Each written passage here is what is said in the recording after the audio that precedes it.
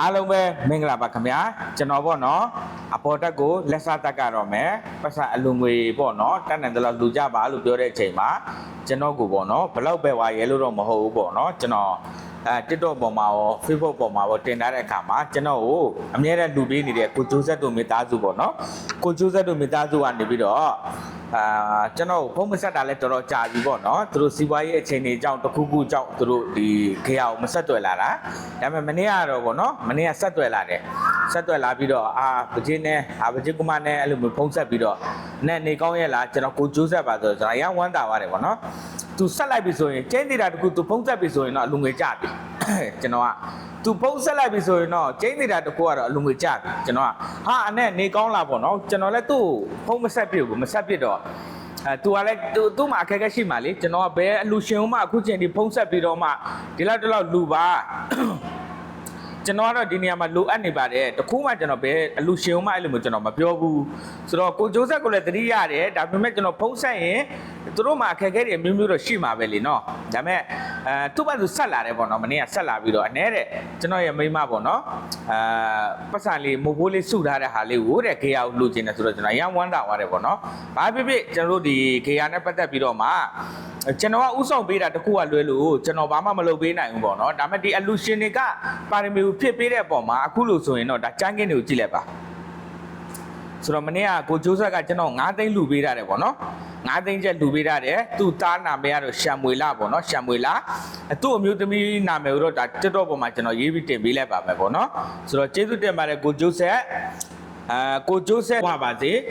ထာဝရပျော်ရွှင်နိုင်ပါစေကိုကျိုးဆက်ရဲ့အလောက်အကင်ပေါ်မှာမူတည်ပြီးတော့မှအမြဲတမ်းကိုကျိုးဆက်ဒီကလေးတွေပေါ့နော်အခုဒါဆိုရင်ကျွန်တော်အခုဒီမှာပန်ကာတွေဝယ်ရတော့မှာပေါ့နော်ပန်ကာဝယ်ရတော့မယ်ဆိုတော့ထည့်တဲ့နေရာမှာထည့်လို့လိုအပ်တာတွေရှိတယ်ပေါ့နော်ဆိုတော့ပန်ကာတွေထည့်ရတယ်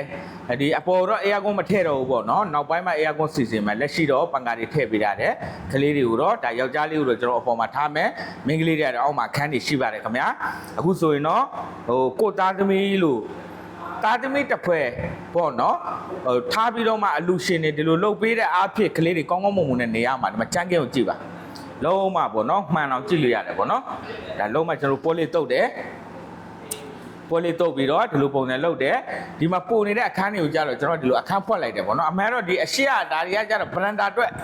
ဒါပေမဲ့ဗရန်ဒါထားမယ်ဆိုရင်ကလေးတွေနဲ့မသိတော့ဘူးဒါကြောင့်ဗရန်ဒါကိုဖျောက်ပြီးတော့မှကျွန်တော်ဒီလိုပုံစံထားတာဖြစ်တယ်ဆိုတော့ဟာပေါ့ဒီပန်ကာကလည်းကျွန်တော်အကျွေးဝယ်ထားတာဖြစ်ပါတယ်မနေ့ကကိုကျိုးဆက်ပေးတဲ့ပတ်စံ9သိန်းကိုစေရန်ငွေပေါ့နော်ကျွန်တော်ဘန်တိုင်းမှုနဲ့ပေးပြီးတော့ဒါဝယ်ခိုင်းလိုက်တာဖြစ်တယ်ပန်ကာတစ်လုံးဘယ်လောက်ရလဲဟမ်ခမန်းကြီးပြောကြည့်လေဘယ်လောက်လဲခဏရတယ်ဟုတ်ကဲ့ပေါ့နော်ဒါပန်ကာရဲ့တိုင်ကြီးရတော့တစ်လုံးကို9000ကျပ်ကြပါတယ်ခင်ဗျာတစ်လုံးကို9000ကျပ်ပေါ့နော်9000ကျပ်ဆိုတော့ကျွန်တော်တို့အခုအကျွေးဝယ်ပြီးတော့မှ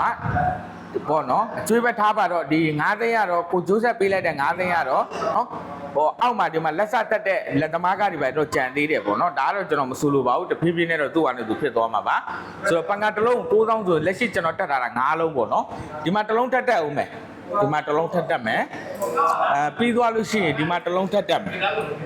ဒီမှာတစ်လုံးထက်တက်မှာပေါ့နော်ဆိုရင်ပန်ကာများများတဲ့အခါကျတော့ကလေးတွေအတွက်အဆင်ပြေတာပေါ့နော်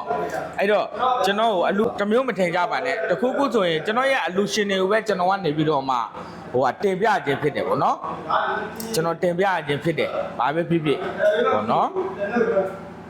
အဲ့ဒါလေးကိုပြောပြတာပါဘာပဲဖြစ်ဖြစ်ကျွန်တော်ကအလူရှင်တွေကိုပဲတင်ပြနေရတယ်ပေါ့နော်ဒါပေမဲ့တမျိုးမမြင်ပါနဲ့တမျိုးမမြင်ပါနဲ့ပေါ့နော်ကျေးဇူးတင်ပါတယ်ခင်ဗျာအခုဆိုရင်ကြံငင်းရတော့ဒီလိုပုံစံအားလုံးကတော့ဒီလိုပုံစံပါပဲအဲ့တော့ကျေးဇူးတင်ပါတယ်ခင်ဗျာအားလုံးမင်္ဂလာပေါင်းနဲ့ပြည့်စုံကြပါစေ